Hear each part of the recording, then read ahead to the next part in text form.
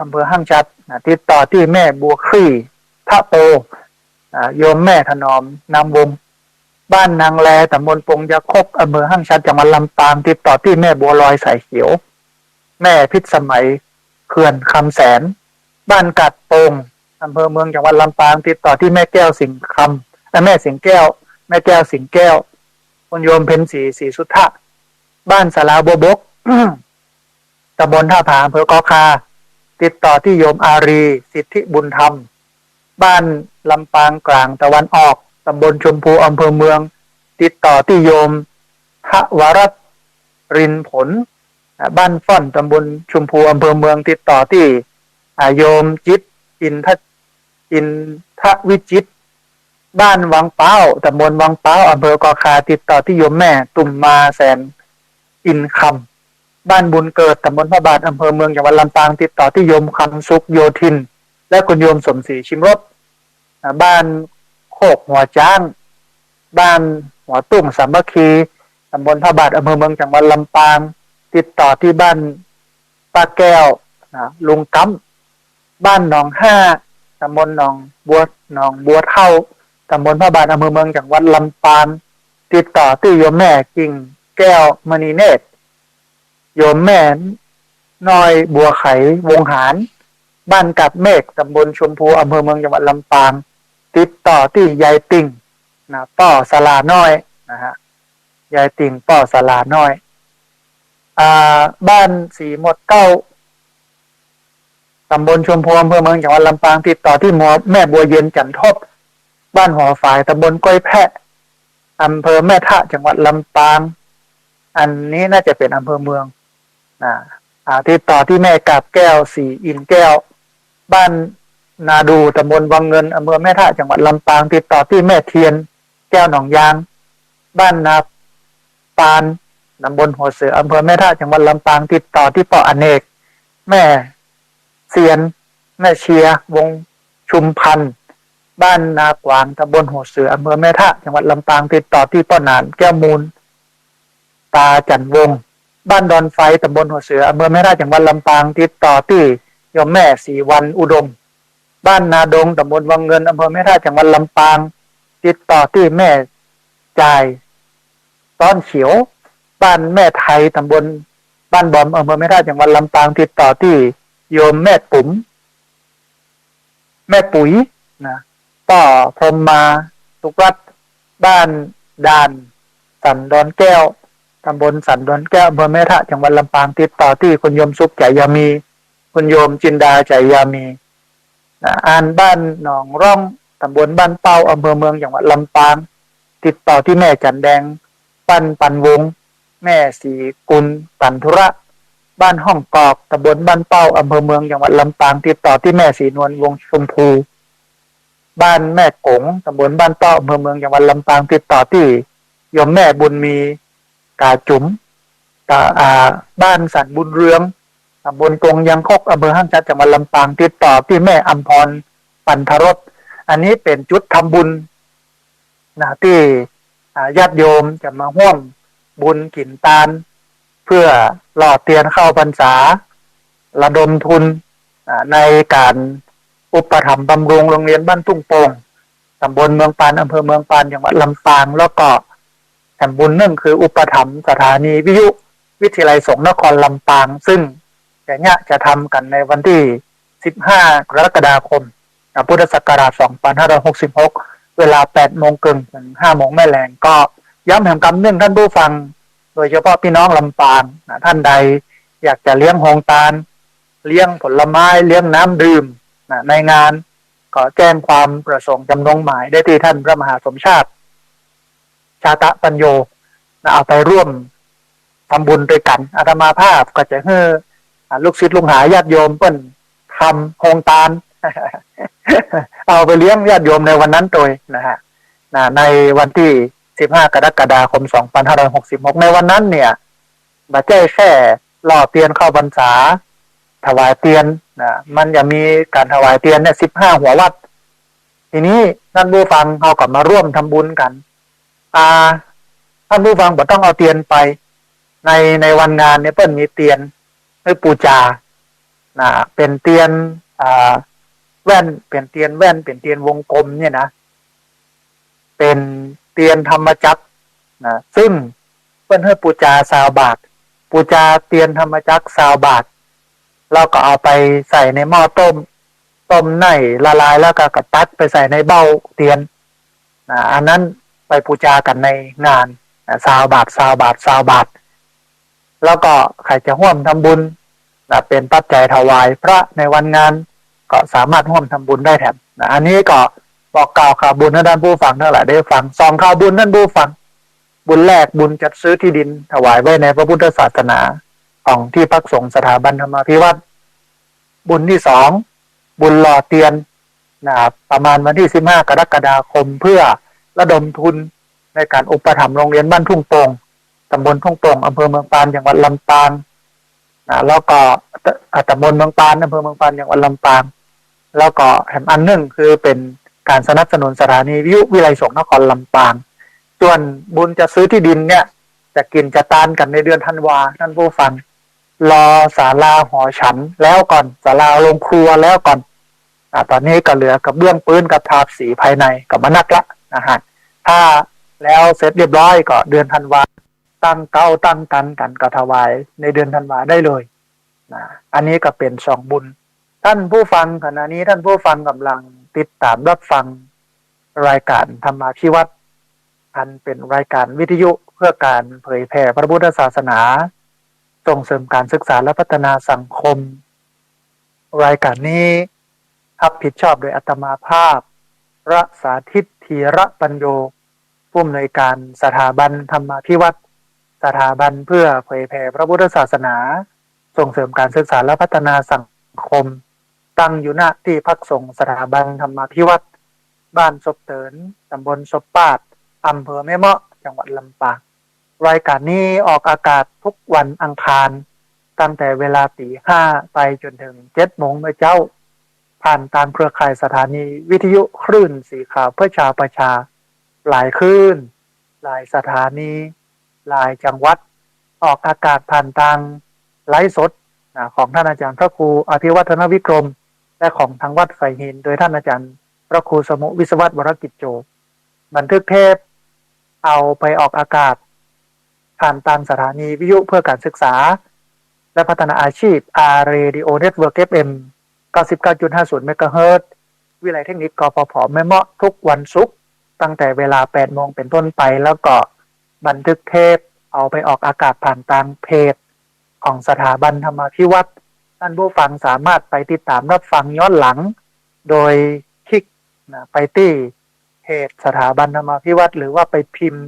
ที่ Google ว่าสถาบันธรรมาภิวัตรเสร็จแล้วมันก็จะมีเพจของสถาบันกดเข้าไปกดไลค์กดถูกใจหลังจากนั้นก็ไปเลือกวิดีโอในหัน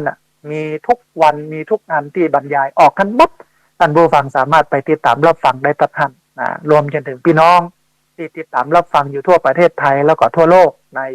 เจ้าของวันนี้และวันอื่นๆนะฮะท่านผู้ฟังตะกี้ได้อู้เอ่ยกันถึงเรื่องสุขภาพกายสุขภาพใจอย่างที่เกริ่นกับท่านผู้ฟังไว้ว่าวันนี้ประเทศไทยโดยเฉพาะการเมืองดูเหมือนว่า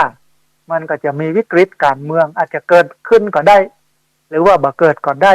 ที่ตั้งหน้าหลายคนก็กังวลจะเกิดบ่เกิดรัฐบาลจะได้ตั้งบ่ได้ตั้งจะพรรคไหนยังใดหรือจะพรรคเดิมคนเดิมยังใดจะเกิดเหตุการณ์ศาลรัฐธรรมนูญเพิ่นจะวินิจฉัยยังใดพรรคการเมืองที่ได้คะแนนสูงสุดตกไปหรือเป็นโมฆะไปหรือจะเลือกตั้งใหม่กาอย่างกาหรือว่าจะหมดสิทธิ์ ในการรับสมัครซึ่งความบ่แน่นอนหรือความกังวลเหล่านี้มันก็ส่งผลให้เรานั้นเครียดโดยเฉพาะคอการเมือง ไม่ใช่พอคอการเมืองอย่างเดียวนะคอเศรษฐกิจตัวนักลงทุนทั้งหลายทั้งปวงเท่าแก่เจ้าสัวคนมีตังก็กังวลลงทุนไปแล้วมันจะบ่ได้มันบ่มั่นคงการเมืองบ่มั่นคงเนาะมันก็ทำให้เกิดความเสียหายลงทุนปุ๊บตื่นล้มละลายขาดทุนอย่างเงี้ยนะอันนี้ก็เรื่องนึงที่ทำให้ผู้คนกังวลอาจจะกังวลไปถึงหลายคนประกาศจะลงถนน นะเป็นม็อบเป็นยังมาต่อต้านโน่นนี่นั่นนักหลายกระทำให้เกิดความเครียดความกังวลอันนี้อันแรกอันที่สองเครียดเพราะเศรษฐกิจโอ้ไอ้ยังก็แปลงมาแต่งมาได้เนี่ยมาแต่งสั่งเนี่ยท่านผู้ฟังแก้น5 บาท 6 บาทนะทั่วฟักยาวเนี่ยฟักละบาท2 บาท50 ตังค์ขึ้นกันราคากันนะคณะก็ดีไอ้ยังก็ดีฟักป้อมหอมจีขึ้นหมดนะน้ำมันก้าไฟเนี่ยก้าไฟนี่หนักที่สุดท่านผู้ฟังปกติก็500บักเกิน500 300 200พอขึ้นปุ๊บก็เกิงต่อเกิงปัน2 ปัน3 ปันบางวัดเนี่ย3 ปัน4 ปัน5 ปันอย่างที่บอกมีเจ้าของรีสอร์ทแห่งหนึ่งค่าไฟ200,000เนี่ยค่าไฟ200,000ขายรีสอร์ทขว้างไปเลยนะเอาแล้วนี่นะนี่ก็เป็นภาวะความเครียดหนึ่งซึ่งมันมีค่าใช้จ่ายสูงที่มันมีค่าใช้จ่ายสูงทำให้ผู้คนกังวลผู้คนบ่ม่วนบ่งันเศรษฐกิจมันบ่ได้ดังเดิมแต่ว่านี้นะไปในเวียงลำปางให้ลูกศิษย์คนหนึ่งมาขับรถให้เปิ้นก็เล่าให้ฟังว่าพี่ป้านะเปิ้นก็อยู่กรุงเทพเป็นบริษัทเนี่ยน้ำแข็งโรงน้ำแข็งขายแถวไหนบ่ฮอดนะเปิ้นบ่ได้บอกเปิ้นก็บอกว่าโอ้ช่วงนี้ทั้งที่เป็นหน้าร้อนนะแต่ว่ามันขาดทุนมันขาดทุนอันหนึ่งก็เป็นเหตุมาจากค่าไฟขึ้นนั่นที่ทำให้ขาดทุนนี่นะแล้วก่อนน้ำแข็งขายบอกค่อยออกตัวทั้งนี่ฮ้อนเนี่ยมันก็ทำให้เกิดความเครียดอันนี้อันหนึ่งแล้วอันหนึ่งคืออากาศสภาวะแวดล้อมเขาสังเกตได้ง่ายๆว่าช่วงที่ผ่านมาเนี่ยฝนน้อยมากแล้งมากพื้นดินแห้งแล้งก็ไม้ที่ปลูกเนี่ยหลายต้นตายพอช่วงก่อนที่ฝนตกมันก็ชุ่มชื่นขึ้นมากำหนึ่งหลายคู่หลายคนก็บอกว่ามาแล้วฤดูฝนเพราะว่าอุตุนิยมวิทยามันประกาศโลกวันที่2 พฤษภาคมพุทธศักราช2566เป็นหน้าฝนเป็นฤดูฝนอีหรอกหลายคู่หลายคนก็ปลูกกันปรากฏว่าฝนทิ้งช่วงแล้งมันก็ตายน้ำในห้วยในห้องก็ป้อมมีน้ำที่สูบมาใจอย่างมาใจก็น้อยทำให้เกิดความร้อนแล้วก็อยู่ไหนกินไหนบ่ได้นะท่านผู้ฟังโอ้มันร้อนอาบน้ำส่งน้ำเนี่ยวันละ3-4 รอบแต่ท่านใดมีแอร์คนนี้แอร์ก็สบายไปแต่มาเครียดทีหลังมันก็เย็นสบายตอนเปิดแต่มาเครียดตอนค่าไฟออก ก็เครียดตอนค่าไฟออกเหตุการณ์เหล่านี้ท่านผู้ฟังถึงเรื่องของการเมืองเรื่องเศรษฐกิจเรื่องสิ่งแวดล้อมนะแล้วเรื่องสังคมเห็นนะที่ฆ่ากันตายลักปล้นจี้เรื่องทุจริตคดโกงหลอกจุกันอะไรอย่างนั้นเนี่ยรวม3-4 เหตุ3-4 ปัจจัยซึ่งเป็นภัยคุกคามมนุษย์อยู่วันนี้เนี่ยมันก็ทำให้คนนั้นเครียดทำให้คนบ่สบายอกบ่สบายใจทำให้คนนั้นมันบ่ม่วนใจสุขภาพเสียไปถึงวันชีวิตอยู่ด้วยความหวาดระแวงด้วยความกลัวทำให้คนเครียดเพราะฉะนั้นในวันนี้ก็เลยอยากจะให้ท่านผู้ฟังทั้งหลายได้ฟังธรรมะที่มันไปลดความเครียดมันไปคลายความกังวลมันทำให้สบายอกสบายใจม่วนอกม่วนใจ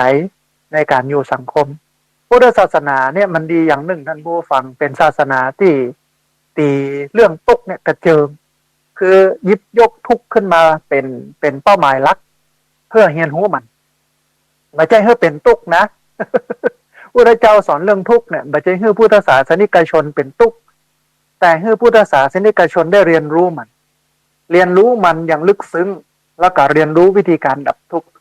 ก็เฮาบ่ฮู้ว่าทุกข์เป็นอย่างใดเฮาก็จะสุขของเฮาก็บ่สมบูรณ์นะเนาะคนที่ทุกข์สุดๆเนี่ยคนที่ผ่านความทุกข์ความลำบากมาเนี่ยจะฮู้ถึงคุณค่าของความสุขคนที่บ่เคยผ่านความทุกข์ความยากความลำบากปัญหาอุปสรรคมาก่อนเนี่ยมันก็จะบ่ฮู้ว่าความสุขเป็นอย่างไรเพราะฉะนั้นพุทธศาสนาก็เลยมุ่งไปที่ทุกข์แต่ว่าพุทธเจ้าสอนว่าทุกข์นั้นมีไว้สำหรับเห็นไม่ใช่มีไว้สำหรับเป็นนะทุกข์นั้นมีไว้สำหรับเห็นไม่ใช่มีไว้สำหรับเป็นในอริยสัจสี่เริ่มต้นจากความทุกข์แต่เปิ้นให้เราได้รู้จักมันรู้จักทุกข์ไม่ใช่เป็นทุกข์นั่นหมายความว่า เวลาตุกเกิดขึ้นเนี่ยให้เราไปหูมันเราไปเข้าใจมันปริญญายะคือเข้าไปหูมันเมื่อหูแล้วปุ๊บความตุกเนี่ยมันจะมีมีอย่างหนึ่งก็คือว่าเวลาหูมันแล้วเนี่ยความตุกจะลดลงกึ่งหนึ่ง มันทำให้การแก้ไขมันเกิดขึ้นอันดับแรกต้องยอมรับตุกก่อนและตุกนี่เป็นธรรมชาติของมนุษย์เนาะเป็นธรรมชาติของคนอันนี้พระพุทธเจ้าสอนเรื่องนี้ตุกและความดับตุกเหมือนกันท่านผู้ฟังเขาจำเป็นจะต้องมาเรียนรู้10 วิธีการไอ้10 วิธีการที่จะกล่าวต่อไปนี้เนี่ยมันทำให้สุขภาพองค์รวมกายใจสังคมนะ3 อย่างเนอะทั้งกายทั้งใจทั้งสังคมมันดีงามไปพร้อมกันอย่างแรกเลยเพิ่นบอกว่าต้องดื่มน้ำหลังตื่นนอนซึ่งการดื่มน้ำหลังเขาตื่นนอนมาเนี่ยมันจะช่วยเติมน้ำให้ร่างกายมันจะเพิ่มความสดชื่นแล้วก็กระตุ้นการขับถ่ายได้ดีกระตุ้นการขับถ่ายได้ดีเพราะฉะนั้นเวลาเขาตื่นนอนมาสิ่งแรกที่เราควรทำที่สุดก็คือดื่มน้ำนักๆเพื่อเพิ่มความสดชื่นให้แก่ร่างกายกระตุ้นการขับถ่ายทุกเจ้าเนี่ยมันต้องถ่ายเป็นเวลาด้วยตื่นเจ้ามาเข้าห้องน้ำดื่มน้ำแล้วก็เข้าห้องน้ำถ่ายให้ก่อนแล้วอาบน้ำล้างหน้าล้างตาแปรงฟันกับไปเนี่ยกับข้าวกับปลาตื่นเจ้าเห็นน้อยอันนี้นะมันก็จะทำให้ร่างกายของเขาเนี่ยสมบูรณ์แข็งแรงแบบมีโรคมีภัยสดชื่นแจ่มใสอันนี้อย่างแรกเลยที่ต้องทำอย่างที่สองเพิ่นบอกว่าต้องจิบน้ำระหว่างออกกำลังกายน้ำเนี่ยถือได้ว่าเป็นอุปกรณ์สำคัญท่านผู้ฟังขาดบ่ได้ในการไปออกกำลังกายเพราะอะไรยังเพราะระหว่างการออกกำลังกายเนี่ยอุณหภูมิร่างกายจะเพิ่มสูงขึ้นถ้าร่างกายระบายน้ำได้ดีก็อาจจะเกิดการขาดน้ำได้เขาก็จะต้องเติมเป็นประจำร่างกายระบายดีคือมันร้อนร่างกายเราร้อนเราออกเหงื่อออกไข้ออกกำลังกายเหงื่อไหลไข้ย้อยเนาะไข้คุไข้ข้าวนะมันก็ทำให้เรานะหิวน้ำที่ดีที่สุดจะไม่ต้องเป็นน้ำเย็นเป็นน้ำธรรมดาแต่สะอาดมันก็ทำให้ร่างกายเราเนี่ยปรับความสมดุลได้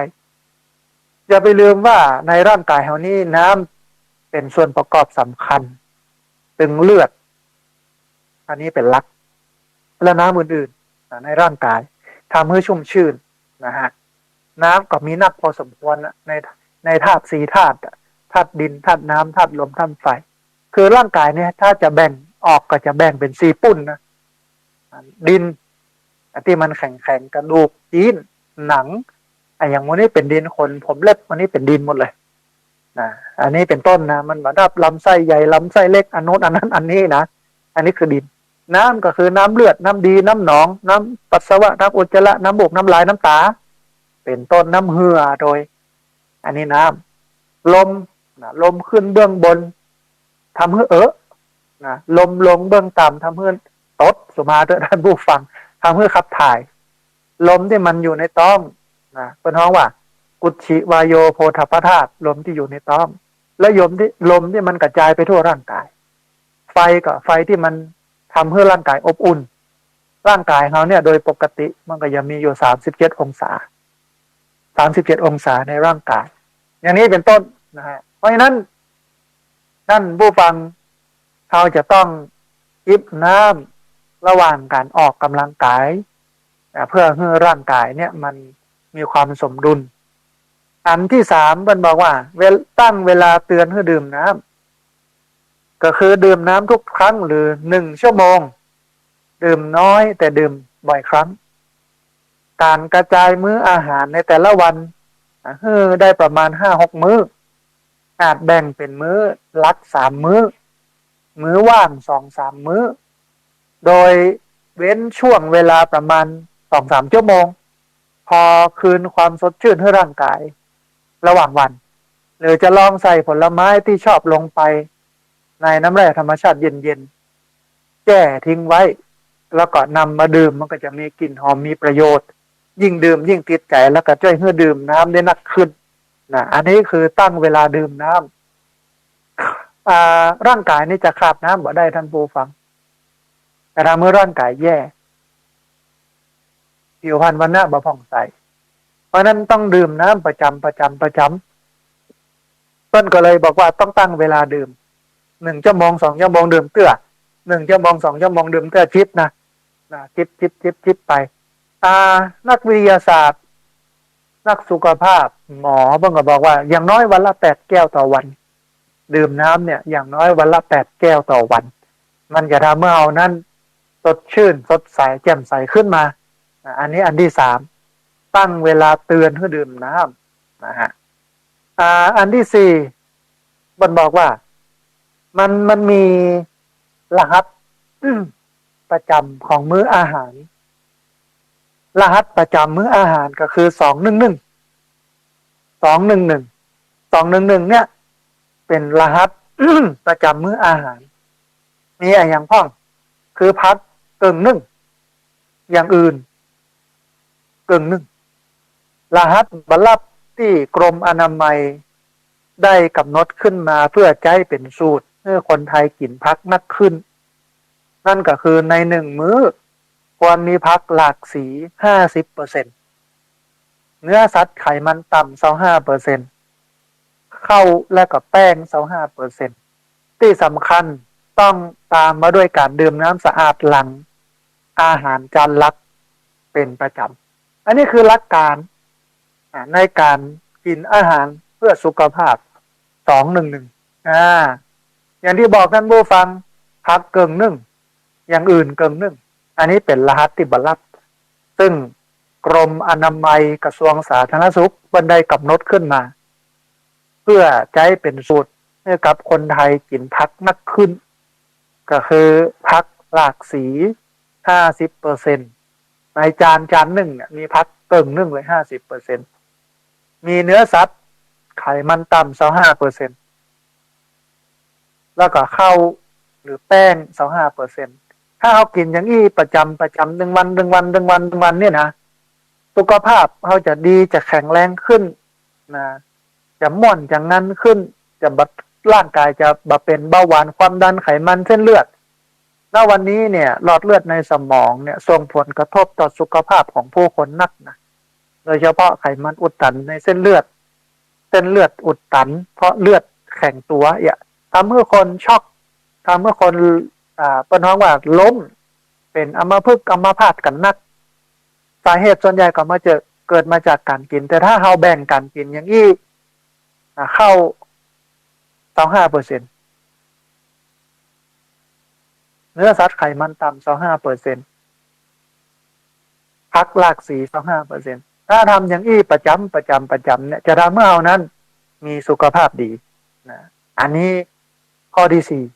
4ข้อที่5เพื่อนบอกว่าเขานั้นจะต้องปรับอารมณ์เพื่อมีความสุขปรับอารมณ์สบายใจอยู่ตลอดเวลายิ่งอารมณ์บูดก็ยิ่งทำเมื่อเรานั้นกิน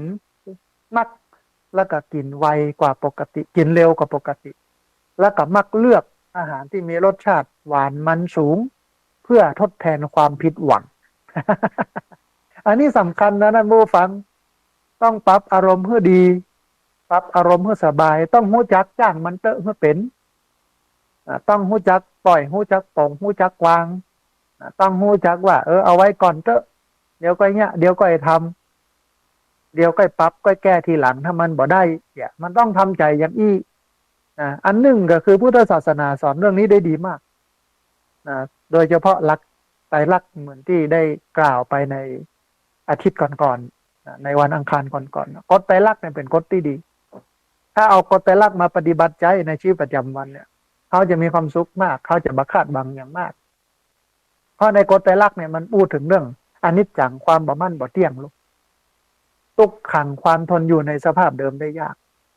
อนัตตาบ่ใช่ตัวบ่ใช่ตนบ่สามารถที่จะบังคับบัญชาได้เกิดขึ้นตั้งอยู่ดับไปกู้ย่างบอกว่าจะเป็นของใหญ่ของน้อยของดีบ่ดีของละเอียดของปราณีตตัดสิ่งหิ่งห้อยดอยภูเขาบ้านจองห้องหอตัวเขาต้นไม้ใบหญ้าล้วนเป็นอย่างนี้คือเกิดขึ้นตั้งอยู่ดับไปเวลาเขาเจอความทุกข์เนี่ยเขาก็รู้ว่าความทุกข์มันเกิดขึ้น เดี๋ยวความทุกข์มันตั้งอยู่แล้วเดี๋ยวความทุกข์มันก็ดับไปความสุขเหมือนกันความสุขเกิดขึ้นความสุขตั้งอยู่แล้วก็ความสุขมันก็จะดับไปเกิดขึ้นตั้งอยู่ดับไปเดี๋ยวมันก็ผ่านไปเวลามีความสุขเขาก็บอกว่าเดี๋ยวความสุขมันถึงผ่านไปเดี๋ยวมันจะเป็นความทุกข์ทำละความทุกข์เกิดขึ้นปุ๊บเดี๋ยวความทุกข์มันผ่านไปเนี่ยจะเป็นความสุขทำละเกิดขึ้นตั้งอยู่ดับไปมันเป็นอย่างนี้ท่านผู้ฟังเพราะฉะนั้นเขาเฮียนรู้สัจธรรมขั้นสูงสุดของพระพุทธศาสนาอย่างนี้ได้ปุ๊บเนี่ยเขาก็จะสามารถเป็นคนปล่อยคนปลงคนวางได้คนปล่อยคนปลงคนวางเนี่ยมันจะทำให้เรานั้นเป็นคนที่มีความสุขในการอยู่บนโลกเพราะแน่นอนว่าโลกนี้ไม่มีอะไรเป็นดั่งใจเราไอ้อย่างที่ว่าแม่นไอ้อย่างที่ว่าแท้ไอ้อย่างที่กะเกณฑ์ไว้ว่ามันจะเป็นอย่างนั้นอย่างอี้บางครั้งบางทีมันก็บ่ได้ดังใจเขามันบ่เป็นดังใจเขามันมีการเปลี่ยนแปลงตามเหตุตามปัจจัยแต่ถ้าเราทำใจบ่ได้เนี่ยเราก็จะทุกข์เพราะว่าทุกข์เนี่ยมันเกิดจากการยึดถือแต่ถ้าปล่อยวางได้ปล่อยได้วางได้ปลงได้เนี่ยมันก็จะมีความสุขเพราะฉะนั้นต้องเรียนรู้เรื่องของการปล่อยวางปรับอารมณ์เพื่อมีความสุขยิ่งอารมณ์บูดก็จะยิ่งทำให้เรานั้นกินนักขึ้นแล้วก็กินเร็วขึ้นแล้วก็มักจะเลือกกินอาหารที่มันมีรสชาติหวานมันสูงเพื่อไปทดแทนความผิดหวัง อันนี้ต้องปรับอารมณ์นะฮะข้อที่6ท่านผู้ฟังเพิ่นบอกว่าเพิ่มความกระชับกระเฉงตลอดวันเพื่อเพิ่มความแอคทีฟก็คือการกระตือรือร้นแล้วก็รู้สึกอยากออกกำลังกายนักขึ้นอย่างเวลาทำงานก็มานั่งติดโต๊ะซึ่งเปลี่ยนตัวเองได้บ่ยากแค่ลองสร้างนิสัยเดินขึ้นบันไดที่ทำงานนะแทนที่จะขึ้นลิฟต์เราก็เตียวขึ้นบันไดนะเตียวขึ้นเตียวลงก็เป็นการออกกำลังกายได้อย่างหนึ่งเปลี่ยนจากเติมน้ำในขวดบนโต๊ะทำงานเป็นเติมน้ำในแก้วแตนเพื่อที่เวลาน้ำหมดเนี่ยก็จะเป็นการบังคับไกลๆให้เขาลุกไปเติมน้ำทุก15-30 นาทีหรือระหว่างที่นั่งพอโทรทัศน์ก็อาจจะเพิ่มกิจกรรมกวาดบ้านจัดเย็บบ้านรีดผ้าซักผ้าทำกับข้าวอันเนี้ยมันจะช่วยให้ความกระชับกระเฉง